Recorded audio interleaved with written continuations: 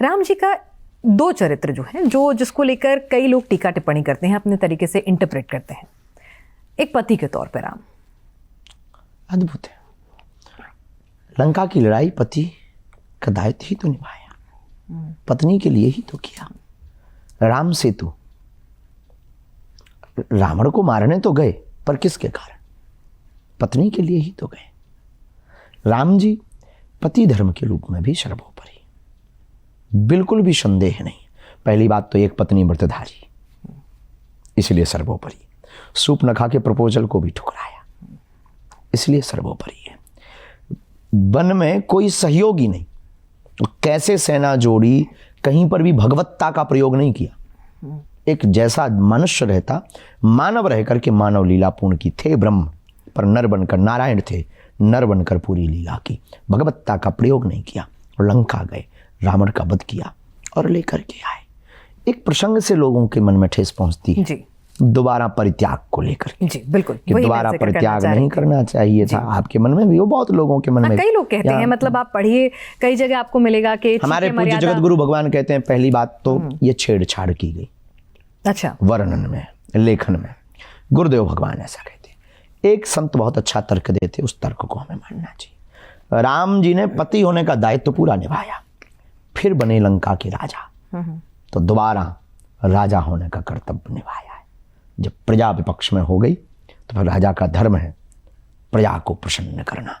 पति भी है पर राजा भी है, और राम जी ने दोनों धर्म को निभाया।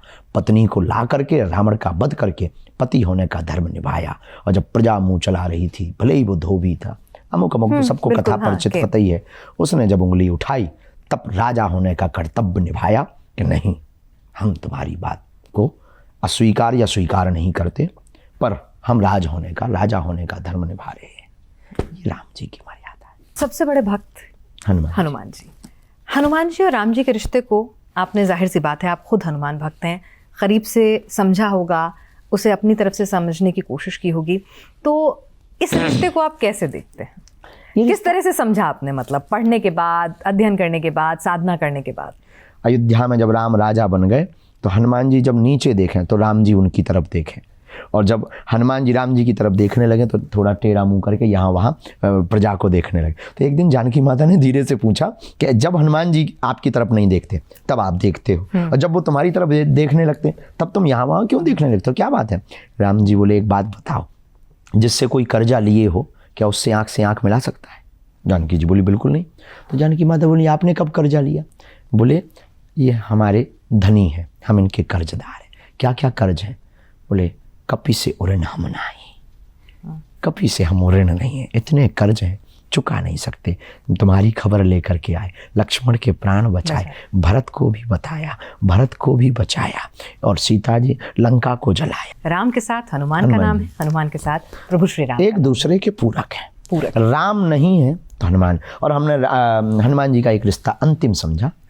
बात कह के ही हमें संतुष्टि मिलेगी। हाँ, बोलिए ना प्लीज। दुनिया वालों पर जब संकट आता है तो वो राम को पुकारते हैं, राम पर जब संकट आता है तो वो हनुमान को पुकारते हैं, और वो तो है ही संकट मोचक है।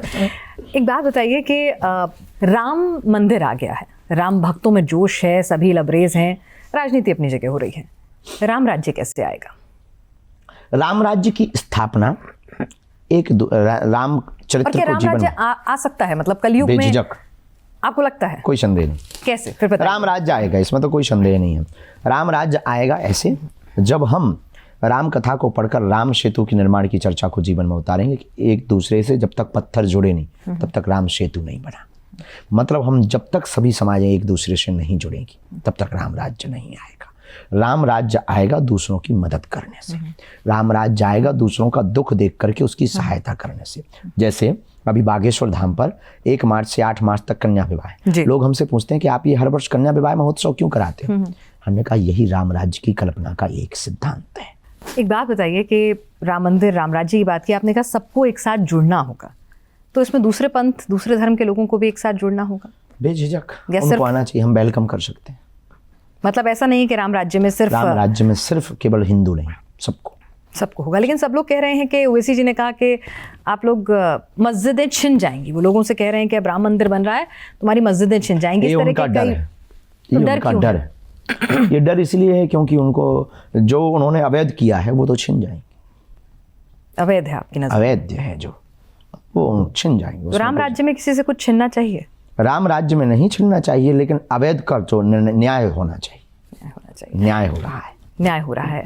राम मंदिर का कितना श्रेय आप मोदी जी, योगी जी के इस जोड़ी को देते हैं? कह रहे हैं लोग कि जब से आए तब से चीजों ने फुर्ती पकड़ी। ठीक है, न्याय अपनी तरफ से हो रहा था, लेकिन उसकी प्रक्रिया में प्रशासन की जो मदद थी वो भी अटक रही थी।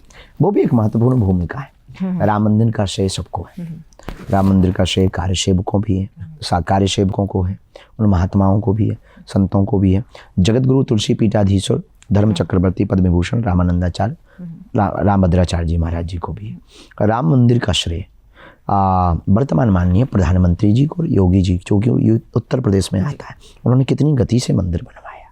हम किसी पार्टी के पक्षधर नहीं, हम उनके पक्षधर नहीं, लेकिन उनके इस कार्य के पक्षधर हैं। हमारा हृदय गौरवान्वित है, बहुत वेरी गुड। क्यों?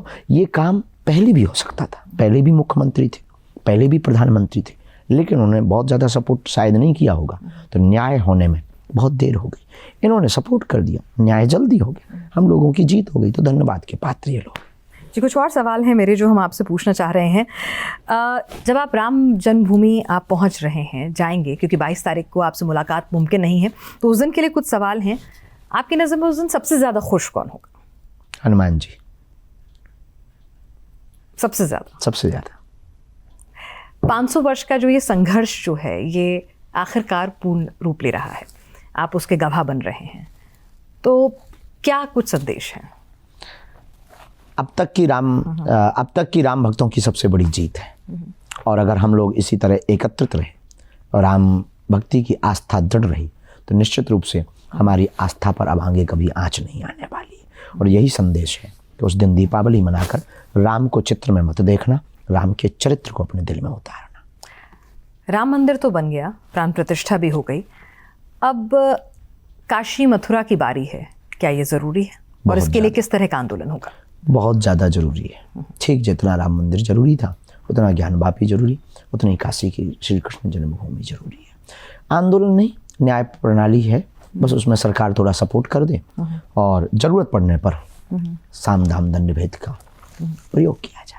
चलिए, तो अब हम अपने कार्यक्रम को यहाँ पे, क्योंकि तमाम सभी लोग आपसे बातचीत करने के लिए इंतज़ार कर रहे हैं, अब इस बातचीत को यहाँ ख़त्म करेंगे, लेकिन भव्य दिव्य राम मंदिर जब बनेगा, उस कार्यक्रम के आप गवाह बनेंगे, और उसके बाद जो आपकी अनुभूति होगी, जो महसूस करेंगे, वो हम आपसे फिर बात करेंगे। लेकिन मैं चाहूँगी कि जब कार्यक्रम का समापन करना है तो किसी राम धुन के साथ ही हो, प्रभु का नाम लेकर ही हो। सीताराम सीताराम हम गाएंगे, राजा राम हम गाएंगे, यो झूम झूम नाचेंगे, हो झूम झूम नाचेंगे हनुमान जी। सीताराम हम गाएंगे, राजा राम हम गाएंगे, कि झूम झूम नाचेंगे, हो झूम झूम नाचेंगे हनुमान जी। जय श्री राम।